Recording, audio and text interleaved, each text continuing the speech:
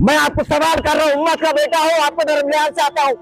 अगर आप मुझे जवाब नहीं देंगे, कल खत्म खुदा की जाओ, मैं आखिरत में आपका दामन पकड़ूंगा। अस्सलाम वालेकुम वरहमतुल्लाह। मैं आपका भाई AR रहमान। अगर आप चाहते हैं कि मुसलमानों के हर साल हज़ारों करोड़ रुपए जो बर्बाद हो रहा है उसको बचाना चाहते हैं, अगर आपके दिल में मुसलमानों के लिए हमदर्दी है, अगर आप अपने कौम के मुसलमान नौजवानों को जो बेरोज़गार बैठे हैं अगर उनको रोज़गार दिलाना चाहते हैं, अपने कौम के अंदर से गरीबी को मिटाना चाहते हैं, अपनी कौम को एजुकेशन के मामले में आगे बढ़ाना चाहते हैं, तो मेरे भाई आपसे मेरी गुजारिश है कि कौम के उम्मत के इस पैसे को हर साल जो हज़ारों करोड़ रुपया हम निकाल रहे हैं गरीबों के लिए और वो पैसा जो बर्बाद हो रहा है उसको बचाने के लिए ये वीडियो है। मेरी आपसे गुजारिश है कि खुदा के वास्ते, देखिए मैं किसी को खुदा का वास्ता नहीं देता हूँ, मगर ये बहुत ही ज़रूरी बात है, इसलिए मैं आपको खुदा का, अल्लाह और अल्लाह के रसूल का वास्ता दे रहा हूँ कि इस वीडियो को आप देख लीजिए और अपनी कौम के हज़ारों करोड़ रुपए को आप बचा लीजिए, क्योंकि आपका एक शेयर मुसलमानों के हज़ारों करोड़ रुपए को बचा सकता है।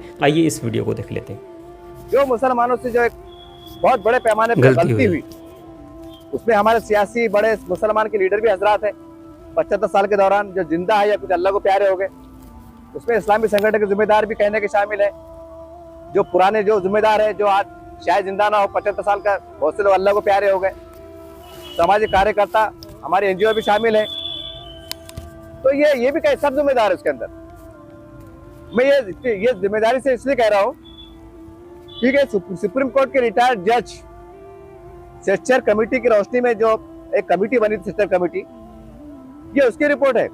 और ये रिपोर्ट आजकल की नहीं है, ये काफी पुरानी रिपोर्ट होगी अब, और 4-5 रिपोर्टें हैं जी। एक महमूद और रहमान कमीशन की रिपोर्ट है महाराष्ट्र की, एक सेक्चर कमेटी रिपोर्ट है और मुख्तलिफ कमीशन की रिपोर्ट है, सरकारी रिपोर्ट है, जिसमें कहा गया है कि इस देश का मुसलमान मतलब माशी मैदान में और एजुकेशन के मैदान में बिछड़ कर रह गया है। और कितना बिछड़ा है इस देश के जो हमारी जो बिछड़ी जाति समाज है, जिसको हम दलित समाज कह सकते हैं, आदिवासी कह सकते हैं, या जो भी कह सकते हैं मुख्तलिफ, हम उनसे भी बिछड़ कर रह गए। हक बात। और जिसको हम बिछड़ा समाज कहते थे या कहते हैं, अल्हम्दुलिल्लाह वो समाज के अंदर से उनके समाज के बच्चे नौजवान अल्हम्दुलिल्लाह तालीम हासिल कर रहे हैं। कोई कलेक्टर बन रहा है, कोई कमीशन बन रहा है, कोई अधिकारी बन रहा है, कोई कामयाब बिजनेसमैन बन रहा है, मतलब तमाम शोबेजात में तरक्की की तरफ रवा दवा है। अब आपके जहन में आ रहा होगा पत्रकार साहब, आपको पता होना चाहिए कि जो बिछड़ी जाति के लोग हैं उनको आरक्षण रहता है, सहूलतें रहती है, कर्ज की, इसकी, लोन की, नौकरी में रहती है, बात सही है। लेकिन सवाल ये है कि हमारे पास हम हमारे इस्लामी निज़ाम यानी ज़कात के निज़ाम के तहत जो हमें अजीम कारनामा अंजाम दे सकते हैं, अगर हम वहां काम नहीं कर सकते तो सवाल हमारे पे उठता है, हमारे बड़ों पे उठता है कि आप किस तरह की दानिशमंदी इख्तियार कर रहे हैं, आप कौन सी नहज पे जा रहे हैं, ये आपको सोचने की जरूरत है। ये बड़ा आंकड़ा ही। तो मेरे बोलने का मतलब ये आ रहा कि सबसे पहली बात तो ये है कि हमारे पास जो तालीमी निज़ाम है, असली तालीम इसे कहते हैं, वहां पर हम मुकम्मल तौर से फेल हो गए मुकम्मल तौर से हम फेल हो गए। और दूसरी तरफ मुसलमानों का आज से 16-17 साल पहले का एक सर्वे रिपोर्ट है, इसके ऊपर ETV उर्दू के अंदर एक शो के अंदर, एक डिबेट के अंदर बहस भी हुई थी कि हिंदुस्तान का आबादी का 96% तबका यानी 25 करोड़ मुसलमानों में इसकी जो आबादी है, तो 25 करोड़ के जितने बच्चे हैं उनमें 96% बच्चा बाहर पढ़ता, महानगर पालिका, कारपोरेशन, जिला परिषद, ग्राम पंचायत, सोसाइटी, प्राइवेट स्कूलों में, कॉलेजों में पढ़ता। 96% ये सर्वे रिपोर्ट आ रही है, मेरी अपनी रिपोर्ट नहीं है। और 4% बच्चा अरबी मदारस से पढ़ता। इंडिया लेवल की बात कर रहा मैं। और हमारे पास रुझान क्या है, 80% रुझान ये है कि जब भी रमजान आ रहा, ज़कात का निजाम ऐसा बना दिया गया है कि हम सीधा मदरसे की तरफ जा रहे हैं, सीधा मस्जिदों में जा रहे, बस इसलिए जा रहे। एक अजीब गरीब लालच है, मोटे अल्फाज में, हालांकि जुमला गलत है ये, लेकिन समझने के लिए बड़ा एक लालच है। नहीं मदरसे में देंगे, बच्चा हाफिज बन जाए, वो मरे तब तक तरावी पढ़ेगा, नमाज पढ़ेगा, एक लफ्ज़ का सवाब मिलेगा। ये हमारे दिमागों के अंदर दिखा दिया गया है। हमारे उलमा इकराम ने मस्जिद के खुतबात के जरिए ठोस कर बिठा दिया गया है। कि बच्चा हाफिज पढ़ेगा आपके पैसे लगेंगे तो वो मरे दम तक आपको 100 मिलेंगे। लेकिन आप ये क्यों नहीं सोचते कि अगर कोई हाफिज तंग दस्ती के मारे, गुर्बत के मारे गलत राह पे गया, उसका जिम्मेदार कौन होगा? हमारे बड़ों को इसकी इतनी शऊर नहीं है और ये माशरे का बड़ा तबका अगर बेरोजगारी शक्ल में चले गया तो क्या उम्मत का नुकसान बिल्कुल नहीं नुकसान है। नहीं है नुकसान? कौन सी दुनिया में जी रहे हम? देश कहां जा रहा, हालात क्या चल रहे, कैसे कैसे सतह पे काम करना चाहिए, हम वो काम बिल्कुल नहीं कर रहे हैं। अगर मेरा दावा झूठा निकला तो आपका जूता मेरा सर है, लेकिन अगर दावा अगर मेरा सर में अगर सही निकला तो फिर मैं क्या करूं? मैं आपको सवाल कर रहा हूं, उम्मत का बेटा हूं, आपको दरमियान से आता हूं। अगर आप मुझे जवाब नहीं देंगे, कल खत्म खुदा की जाऊं मैं आखिरत में आपका दामन पकड़ूंगा। ये रब्बुल आलमीन, ये अपने आपको बड़ा अल्लामा कहते थे, उलमा कहते थे, मगर एक ही बार मैंने सवाल करा था कि जिस बस्ती के अंदर मेरी बेटियां, मेरी बहनें मजबूर बेबस है, मेरे नौजवान बेरोजगार हैं, वो तालीम से पिछड़ रहे हैं, क्या उस मोहल्ले के अंदर 1 करोड़ की मस्जिद तामीर करना जायज है? जवाब दीजिए आप।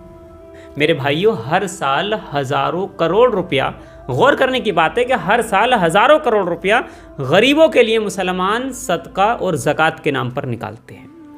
मगर आप इसको सवाल पैदा ये होता है कि जब हर साल हजारों करोड़ रुपया मुसलमानों के लिए, गरीबों के लिए निकाला जा रहा है, तो फिर मुसलमानों के अंदर से गरीबी ख़त्म क्यों नहीं हो रही? आज भी सबसे ज़्यादा भिखारी इसी कौम में पाए जाते हैं। और सवाल ये पैदा होता है कि हर साल हजारों करोड़ रुपया दीनी तालीम के ऊपर अगर खर्च हो रहा है तो अब तक 95% मुसलमान दीनी तालीम में काबिल हो जाने चाहिए थे। मगर हकीकत ये है कि अफसोस 90% मुसलमान ऐसे हैं जो कुरान पढ़ना नहीं जानते हैं, जो उर्दू पढ़ना भी नहीं जानते हैं और उर्दू लिखना भी नहीं जानते हैं। तो आप मुझे बताइए कि ये पैसा कहाँ जा रहा है? तो आखिरकार छेद कहाँ पर है?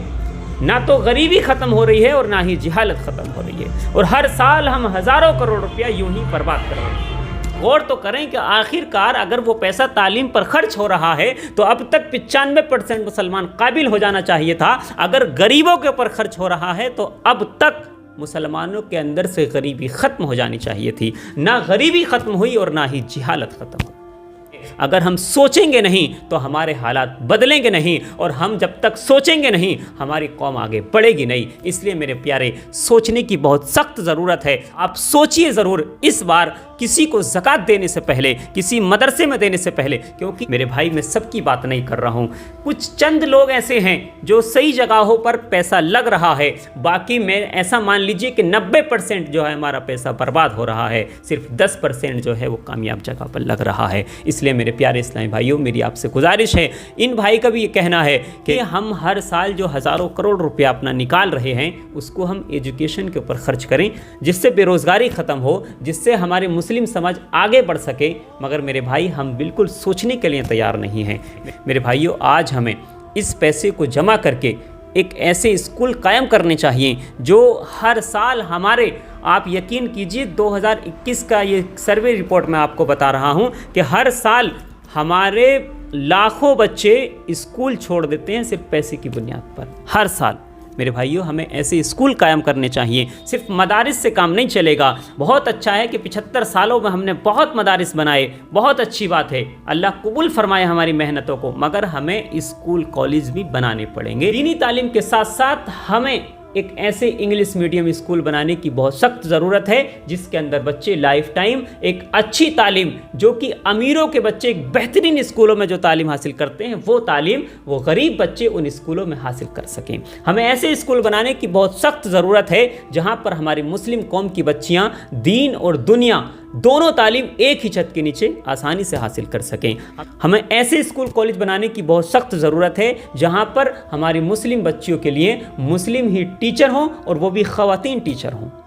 हमें ऐसे स्कूल बनाने की बहुत सख्त ज़रूरत है। मेरे प्यारे इस्लामी भाइयों, हम एक ऐसे ही प्रोजेक्ट पर काम कर रहे हैं, मगर अफसोस 1 साल हो गया, अभी तक हमारा मिशन कंप्लीट नहीं हो पाया है। हम एक स्कूल बना रहे हैं जिसका तकरीबन खर्च 3 करोड़ रुपए है और जिसमें हमने लोगों से पुकार लगाई थी कि हर इंसान से हम 100 रुपए का सवाल करते हैं। अगर हमें 3 लाख लोग 100 रुपए डोनेट करते हैं तो हमारा ये स्कूल आसानी से बन जाएगा, मगर अफसोस अब तक सिर्फ 8,000 लोगों ने हमें 100 रुपए के हिसाब से डोनेशन दिया है।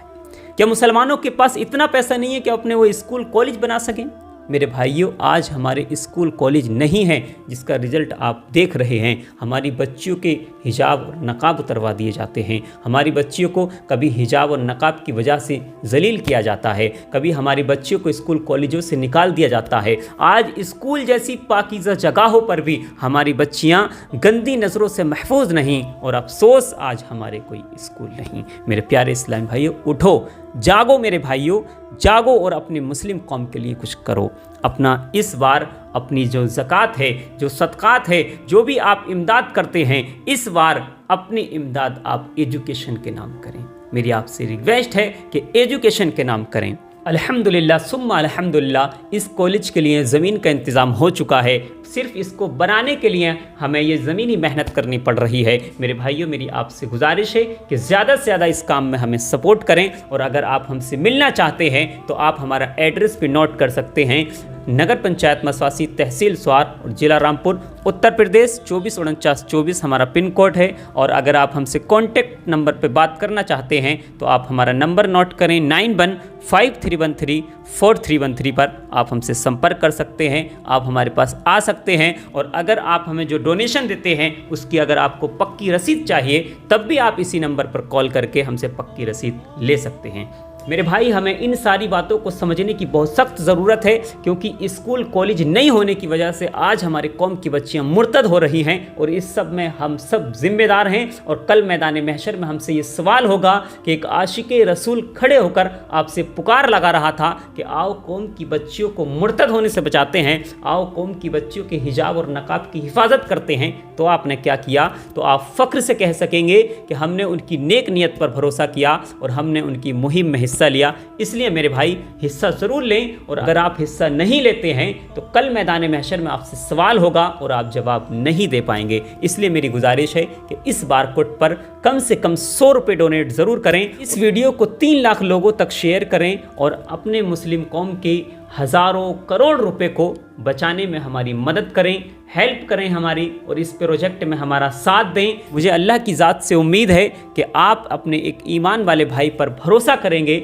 और उसका साथ ज़रूर देंगे। मुझे उम्मीद है आप इस बारकोड पर 100 रुपये ट्रांसफ़र ज़रूर करेंगे और इस वीडियो को ज़्यादा से ज़्यादा लोगों तक शेयर ज़रूर करेंगे। अल्लाह तबारक व तआला से दुआ है कि अल्लाह तबारक व तआला हम सबको नेक अमल की तौफीक अता फ़रमाए। अल्लाह तबारक व तआला हम सबको नेक कामों में हिस्सा लेने की तौफीक अता फ़रमाए। मिलेंगे फिर नेक्स्ट वीडियो में, तब तक के लिए अल्लाह हाफिज़, फ़ी अमानिल्लाह। अस्सलामु अलैकुम व रहमतुल्लाहि व बरकातुहू।